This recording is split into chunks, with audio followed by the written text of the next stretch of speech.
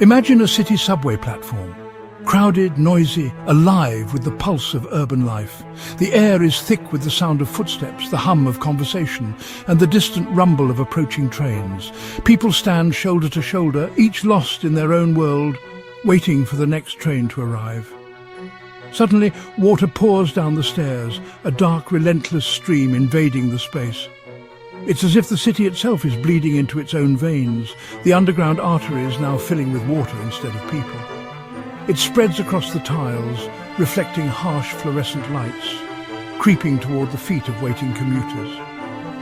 The water glistens, snaking its way between shoes and bags, a silent intruder that grows bolder with every second. Yet remarkably, no one panics. There's a strange calm, as if this is just another inconvenience in a city full of them. A man lifts his briefcase. He's careful but not alarmed, as if he's done this before. A woman shifts her bag to a dry spot, her movements precise and practiced, barely glancing at the encroaching water. They glance at the water, then return to their phones, faces impassive. Notifications and scrolling screens seem more urgent than the flood at their feet. The flood is an obvious threat, but the crowd's reaction is silence. An unspoken agreement to ignore the danger. No one wants to be the first to break the spell of normalcy. The subway, usually a world of movement and noise, becomes a stage for collective denial. The energy shifts, but the routine holds firm. The water keeps coming, but the routine continues.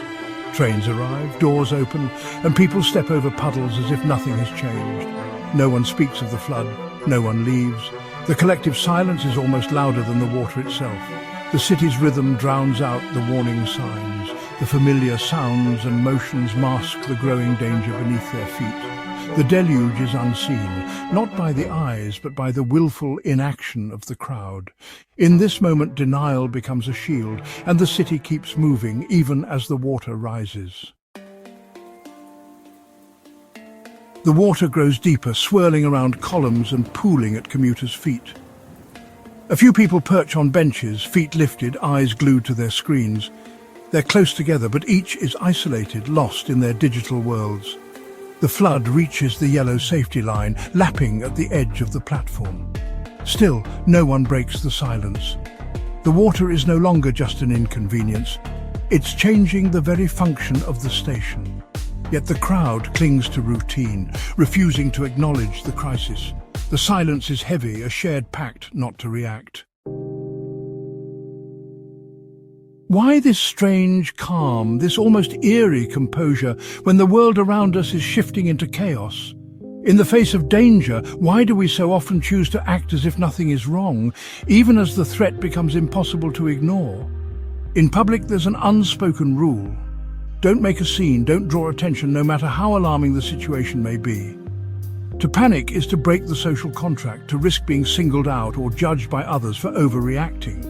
Each person waits for someone else to act, doubting their own instincts, second-guessing what they see and feel. This is pluralistic ignorance, everyone privately worried but outwardly calm because everyone else seems calm, creating a powerful illusion of safety. The pressure to conform is immense, and it shapes our behavior in ways we rarely notice. The city teaches its people to filter out chaos, to treat even a flood as background noise, just another inconvenience to be endured. So, they stand in rising water, performing a collective act of nonchalance, as if denial could keep them dry. It's not stupidity, but a powerful social instinct at work, a deep-rooted need to belong, to avoid standing out. The risk of embarrassment outweighs the risk of danger, until at last someone finds the courage to break the spell, and the illusion shatters for everyone. The water rises, now knee-deep, benches submerged. Lights flicker, casting the scene in eerie flashes. A train approaches, horn blaring but doesn't stop. Its wake sends a wave crashing onto the platform. Still, the crowd barely reacts. The exits are flooding, tension thick in the air. Darkness falls as the lights go out, leaving only the glow of phone screens. The roar of water fills the station. In the blackness, the social contract finally cracks. A child's voice breaks the silence. "I'm scared." With that, the illusion of calm shatters. The crowd finally acknowledges the danger they can no longer ignore. This subway flood reveals a profound truth about human nature. When emergencies strike, the pressure to conform to those around us can sometimes override even our most basic survival instincts. In the chaos, we often find ourselves looking to others for guidance, unsure of how to act. We instinctively scan the faces of fellow passengers, searching for cues. If the group remains calm, we tend to mirror that calmness, even when the situation might call for urgent action or a different response.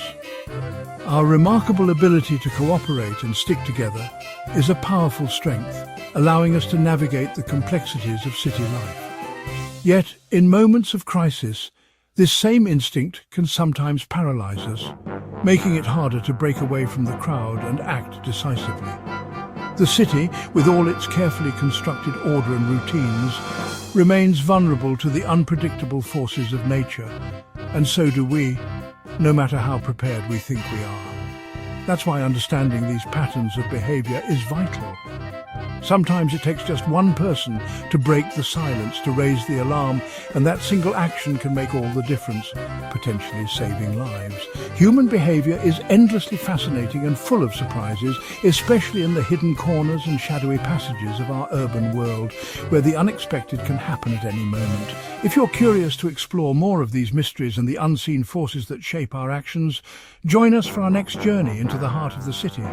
There's always more to discover just beneath the surface.